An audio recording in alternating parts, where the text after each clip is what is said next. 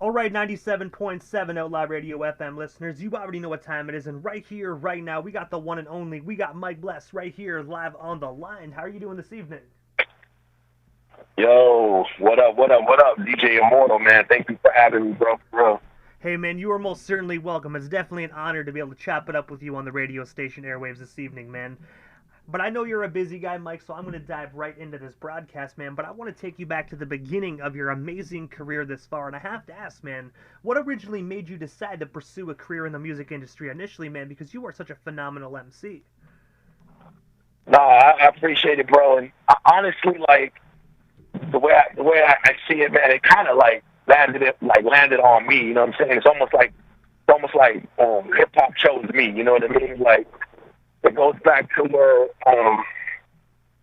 my older brother breakdancing in the neighborhood and all that type of stuff. And then when I was a teenager, maybe about 14 or so, my homie bringing home tapes from New York and just freestyling, and then he started like egging me on the freestyle, and then that led into freestyling at house parties in the neighborhood,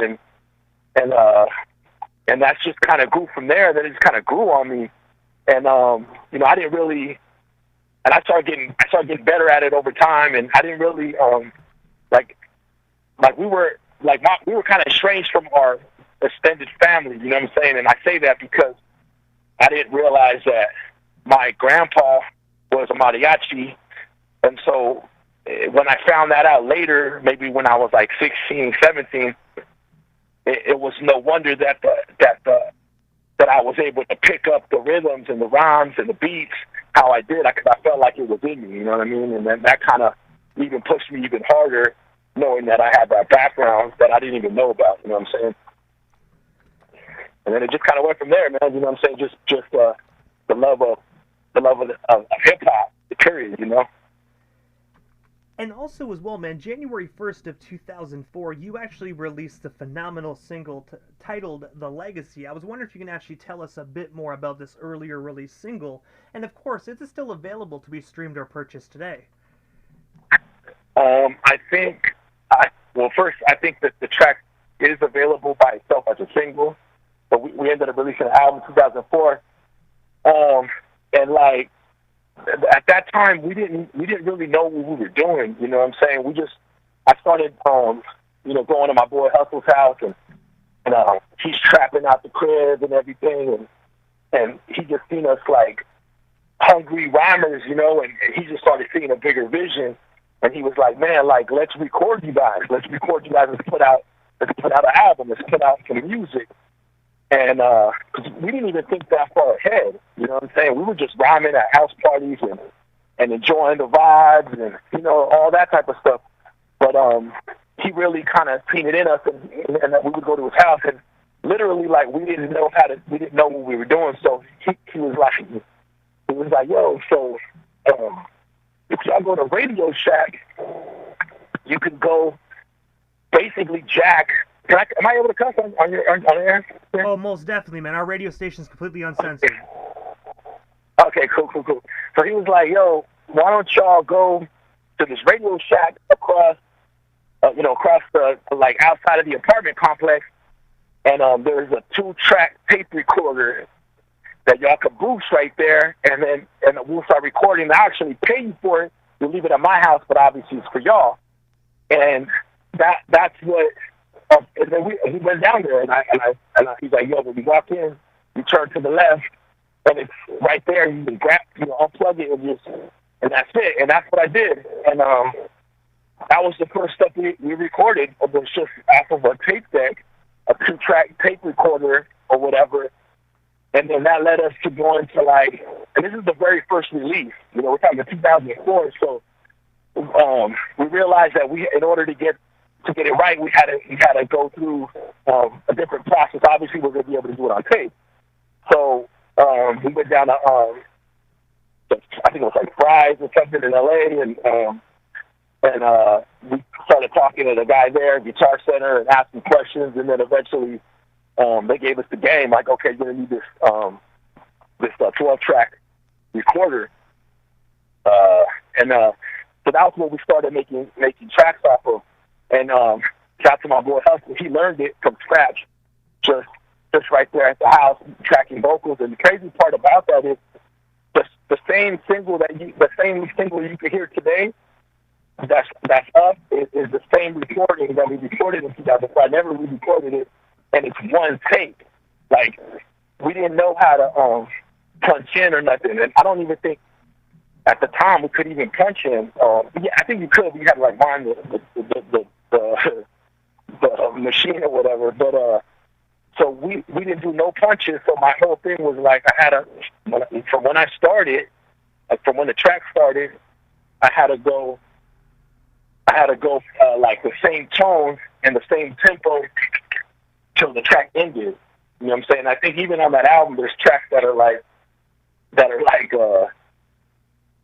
you could tell that I get hyped towards the end of the track because I'm building up, and at the end of the track, like the hook's going a little harder than in the beginning, right? Because I was more hyped. But you know, if you mess up, you know, on verse 2, at the end of verse 2, then you're screwed. You know, we got to go back and re-record it, and that's a really good recording, actually. You wouldn't even be able to tell, maybe if I told you, but and that's what actually led to me doing live shows, was that I was already doing full tracks. But that song, that beat was given to me by a homie here in Oxnard, man, named Rose, Raul Ardiaga, is a producer, and that was probably one of the best beats I had gotten at that time.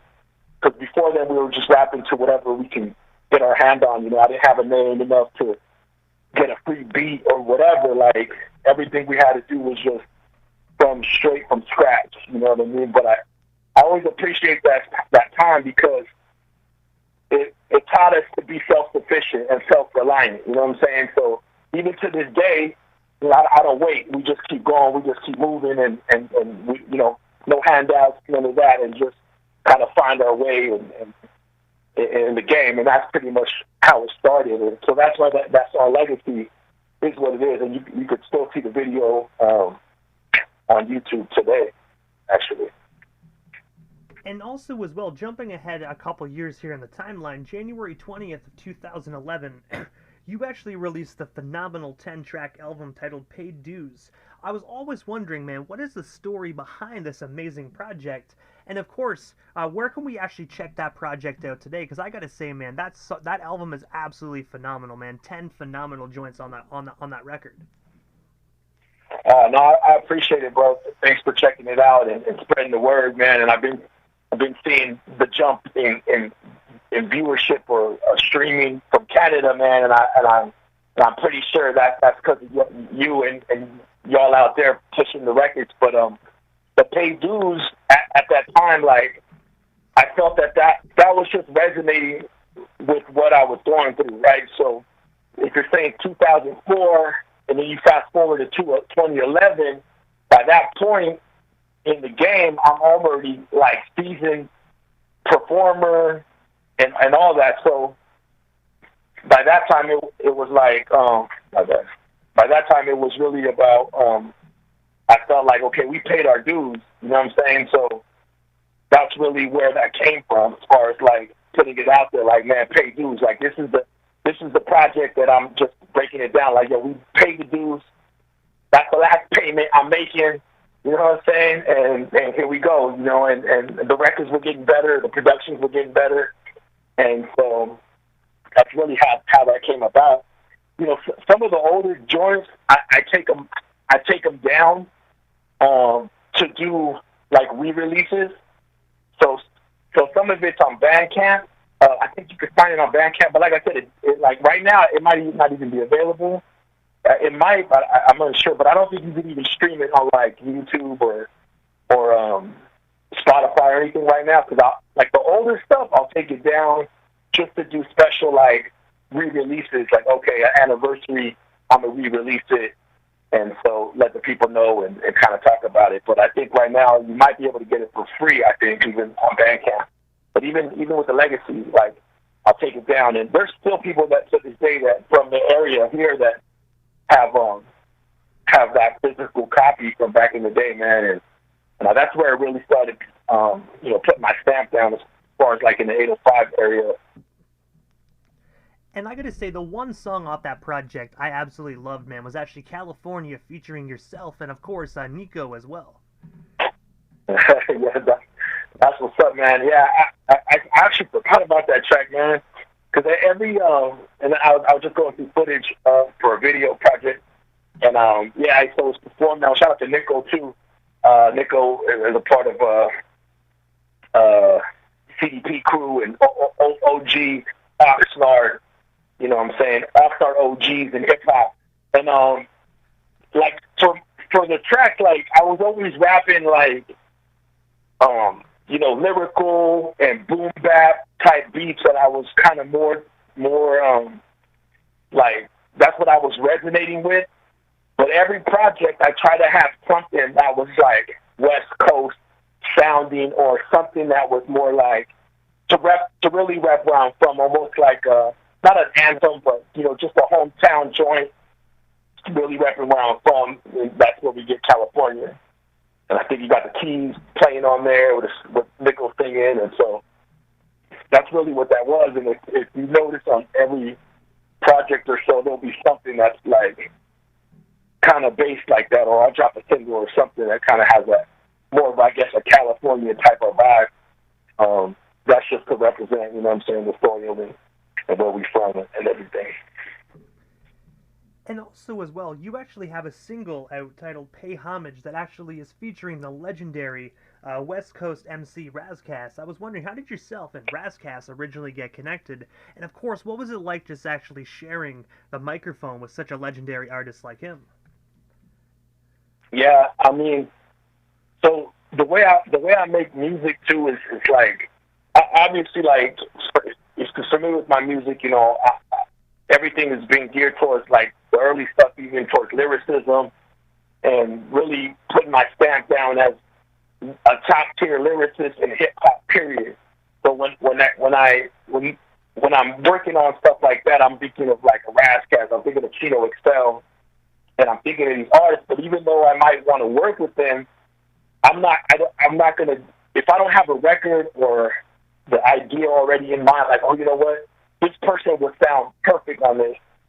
That's how I like to go about it, as opposed to just out of nowhere, like, okay, me and Razcast should do a record, right? So I had already had that record, Pay Homage, and I think it was about to be released, and I kept running into Razcast. I did a show with him, and then I kept running into him, and then that's where I ended up, you know, making the connection and then sending him the record based off of me, you know, keep running into him, like, you know what, and I was like trying to think, like, what do I have that would go well, and you know, that was the track. And so I already had laid my verse down, but I wouldn't even approach Razcast if I didn't think the verse that I dropped on there wasn't going to hold its weight amongst, you know, legends. I mean, obviously, you know, he's one of the top 50 and greatest of MCs of all time. So it was just an honor to have him on there. What a better track to say is Pay Homage, and then I'm able to say what, you know, what I'm paying homage to, or what my the stuff that I looked up to, and then obviously he's from a different era, and then he's laying down his you know, his origin story. And man, it was just dope, man. It was a little bit surreal in the beginning. To hear it, when he sent me his verse, it was just a little bit surreal to hear him on a track rapping after me. Was crazy. And actually that song, I had been to Europe a few times and just on an independent grind, but I feel like that song right there was a little bit of the tipping point where it went fully international, because of that record right there really pushed my name farther, because of how dope that track was. You know what I'm saying? I think it's still up. I think the SoundCloud is still going crazy, like, to this day. You know, I think that's just a track that is just timeless, and people have it in their libraries and shit like that. So I'm glad that you mentioned that one, man, because that's really where I think it set it off for me going to another level as far as international was with that record. Shout out to Razcast. And also, as well, man, you have actually been recognized by the Universal Hip Hop Museum in their archives and collection section. I was wondering if you can actually tell our listeners a bit more about that experience, and of course, how does it feel to be recognized by that hip hop organization? Because after all, it's the Hip Hop Museum. No, that's a fact, bro, and it's an honor. First of all, I mean, it's an honor because you could spend your lifetime and that's never the goal, right? Because at the time, I don't even remember at the time like it being even mentioned a lot like it is now as far as the Universal Hip Hop Museum, the actual official museum. And so like those aren't goals that I'm reaching for. You know what I'm saying? But when it happened, it's just like damn, it really was it's just a big milestone because it's a recognition for all the work that I've done since that point where you're talking about the Legacy 2004, like from there till now, to have that recognition from basically like, the Hall of Fame, if you will, and, that just was an honor within itself, bro. And I felt justified based off of the work that I've done, to this point. But, what happened was that I don't know. I was just sending my music out. They were. I don't even know how they came about it, but they started playlisting me on their monthly Spotify playlist, the Universal Hip Hop Museum playlist. I don't know if that's what it's called, but it's their Spotify playlist. And so they started playlisting me, and then from there, I reached out to them to send them songs directly. Like, okay, hey, thank you guys for the support. It was like a few joints up until that point. It might have even been with Pay Homage, to be honest with you. I just don't remember which one it was, but I started sending them music directly. Like, well, let me just send you guys stuff direct, and that way you guys could just get everything off the top. And then from there, the director of the archives and collections, he then at some point reached out and was like, "Yo, would you send us?" When I pressed the Mortal Auditory on vinyl, I think that was the one there, and then they asked me to send that in to have it in the archive, and so I sent that, and then I also sent out the Same Way album on vinyl. And then I also sent them posters from the world tour that I did with the Beatnuts.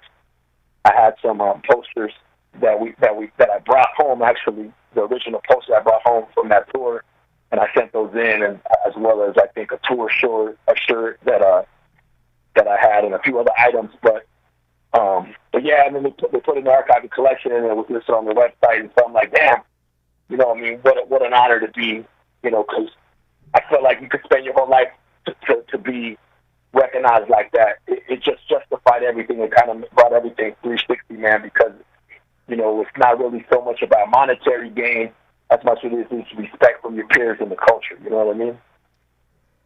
And also, as well, man, you actually had the opportunity to collaborate with the son of the late great Big Pun, Chris Rivers, on your song Never Left.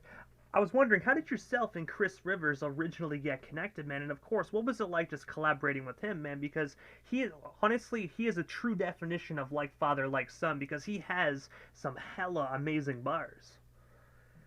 Yeah, no, that's a fact. And again, when we're talking about lyricism, I mean, he's right there. You know what I mean? As far as cat that's in the game, really pushing the line lyrically. I actually had the idea to do a song. I had talked to a couple of years back. I had talked to Cuban Link from Terror Squad, originally from Terror Squad, right? So I had originally wanted to link with him, and then I had a thought to put Chris Rivers on a joint. I wanted to do something reminiscent of something that was on Capital Punishment or something. Was my original idea years ago. So it was an idea that never really went away. And eventually I just reached out to him. That was when I don't really have any relationship with him off the top like that. I just reached out to him just like that, and I just told him, man, like I ended up getting the beat from Briggs, and once I actually got in contact with him and we were talking about it, like then I realized, you know what, the idea that I had a few years ago about doing something like that, it was probably going to be better that me and him just did something from scratch, and it has its own history. You know what I'm saying? As opposed to doing something that's kind of like that. You know, kind of like a record that is pop big. You know what I'm saying? And because Pun was such a like hip hop icon, and then definitely one of my hip hop heroes, and really changed the game for me as being a Latino at the time when I first heard it. So, you know, with all that respect and all that knowledge, you know, for me to link with Chris was just something that I always been wanting to do, just to have something like that, you know what I mean? And so finally we did, but I thought it was just better to do something from scratch.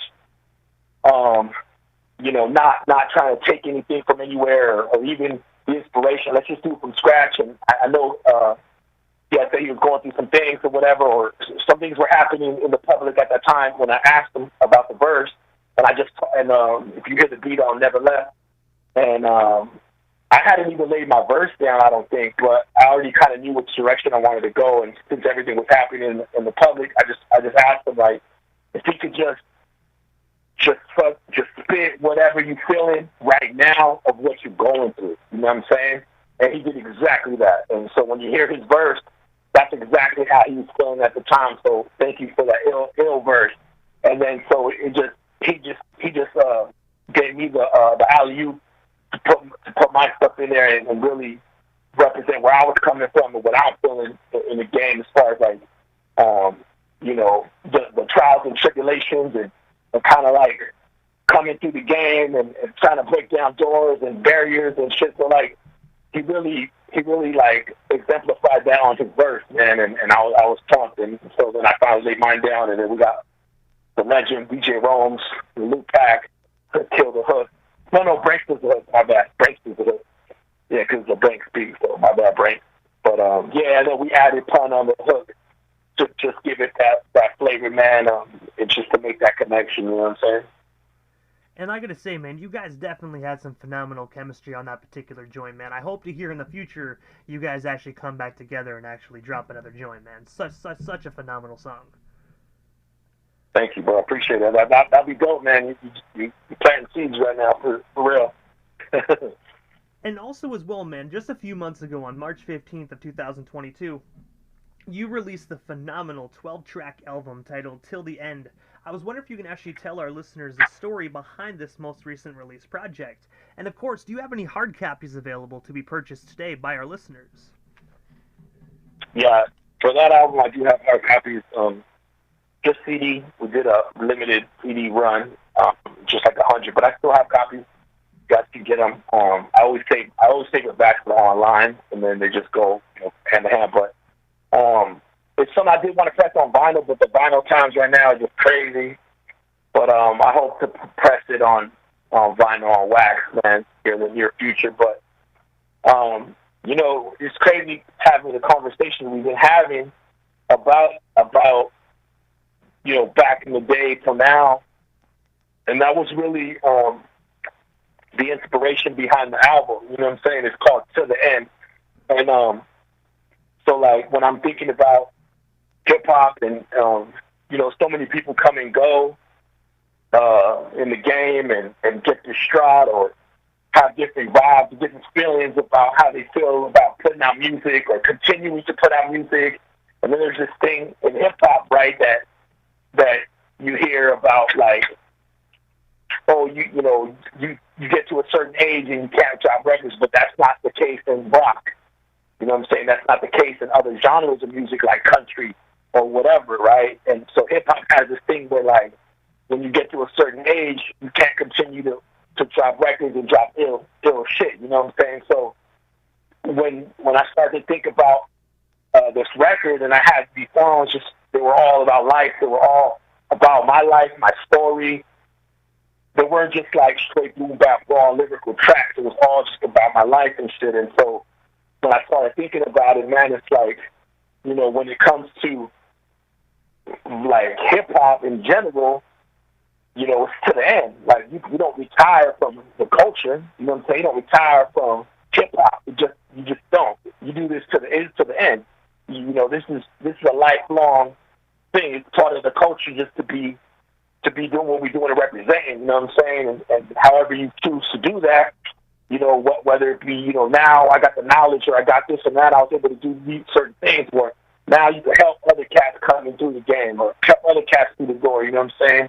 And shit like that. And so that's kind of where it came from as far as the title. You know, it's like this is a forever thing. It's a longevity play. It's till the end. And that's really was the inspiration behind it, because when you listen to it, it almost plays like a documentary. You know what I'm saying? And one of my close friends that got an early listen to it, he's like, man, this album, it's like listening to Jesse Vasquez, which was my government name, right? This album is like listening to Jesse Vasquez as opposed to like more of Mike Bles. And I'm like, damn, you said that shit right. That like I felt that because he knew me he knew me personally. So when he hears it, he hears more of that side coming through, which is dope. And that's kind of what I wanted, man. And shout out to Rome's. He mixed and mastered it, and he's instrumental in making it sound how it does, and being able to put the stuff in the right place. And he's the one who really kind of got me into doing a lot more of the, I guess now, which is more of an older way of doing albums, which is like putting a lot of skits in there and really telling a story. And so, you know, shout out to him. And when I started working with Rome's on Audiovox, which was a few albums before this, was when my sound went to that next level as far as like how it sounded sonically. So I have to give him his props, and that's kind of when you see like Audiovox, the more auditory, and the new albums.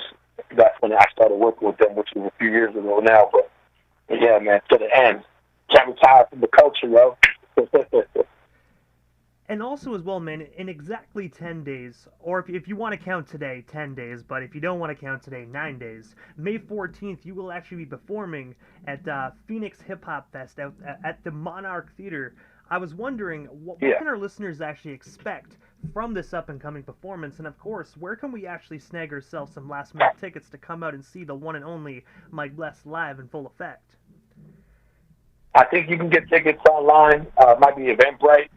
I'm not sure. It might sell out, to be honest with you. AZ got a big movement right now. Shout out to Respect the Underground, Justice. I'm gonna bring the raw boom bap Mike Bles coming through, and just, you know, there'll be a lot of cats in attendance that haven't seen my live show, so I want to come through and really bring them, you know, just this hard-hitting Oxnard boom bap, man, and just give them a show, and just kind of and just show the skills, man, and the showmanship that we bring in, and just really just put on a show like that. I got a special guest coming with me that I'm bringing out. Homie's been coming up, so I mean, I think for the cast that's in attendance, man, it's going to be a dope show. And the day before, Friday the 13th, we'll be at Trail Hip Hop Shop in Phoenix. We're doing a pop-up show there. And so we'll all be doing like a little small set there, meet and greet, say what's up, you know, and meet everybody in the area and just show love. So we'll be there on Friday at the Trail in Phoenix, and then Saturday at the Monarch Theater, shutting it down. But also, man, this is the time in the interview quickly that I give a chance for the individuals to talk about stuff that I might have missed, man. Like, is there anything we happen to miss during this interview? Anything else you do still want to talk about or promote? Or we still got you here live on 97.7 FM this evening? No, you touched on everything, man, and salute to you, Immortal, man, because, you know, it's not every time you get a chance to really go back that far, man. So I appreciate you, you know, digging and going that far back into the story, man. But as far as what's coming, man, I got a full project. I don't know. I think it's already on its way to LP. It's going from an EP to LP at this point. But I got a project with Level 13. Level 13. Super sick producer. He's from PA. I mean, his credits are crazy. You know, from Chino Excel to Method Man. You know, he's done a lot of good music here lately as well, and we got a project coming out. We're trying to release it, you know, pretty much as soon as possible. We're probably like 75% there. I got some dope features on there, but I'll wait to announce those later. But yeah, me and Level 13 got a project coming out. We're actually going to release a single, a solo joint single, a loose single, just to kind of make the announcement and everything. We'll be dropping that in probably a week or two. So that's called Dead on Arrival. And yeah, man, I'm excited about this project with Level, man. The beats are crazy, production's crazy. And other than that, I mean, I think that's pretty much it as far as what we're doing now. I still got a bunch of shows here in May that we're putting on, and I appreciate you guys having me on, man, and being able to drop my shit, man. I appreciate that. And also, man, this is the time in the interview quickly that I give a chance for the individual that does slide into the radio station Airwaves. Just a chance to give, like, shout-outs to whomever they want to give shout-outs to. But most of all, your social media handles. That way our listeners can follow you and stay updated on everything you got going on if they're not already doing so. Yeah, everything is at Microphone Bles. Exactly how it's spelled. Exactly how it says. Microphone Bles. And then microphonebles.com is the website. You can I update that pretty often, so you can check out everything there and get to know the story and check out the merch and just kind of, you know, see what's going on. And I got to say, first and foremost, man, thank you so much for just giving us a bit of your time here this evening and sliding into the 97.7 FM airways, man. It truthfully was an honor and most definitely a privilege. And hopefully down the line we can make this happen again sometime soon. No doubt about it. I appreciate you reaching out. Shout out to everybody in Canada and everybody tuning in worldwide, man. Without you, man, this culture is not moving forward, man. That's for real. So thanks again, brother, and I'll be sending you all the latest. You know what I'm saying? Hey, man, you already know. If you send it, we down here in Canada are definitely going to spin it, man. And you are most certainly welcome, brother. But we definitely shall talk soon, man. Thank you so much again. No doubt, man. Peace. Peace, y'all.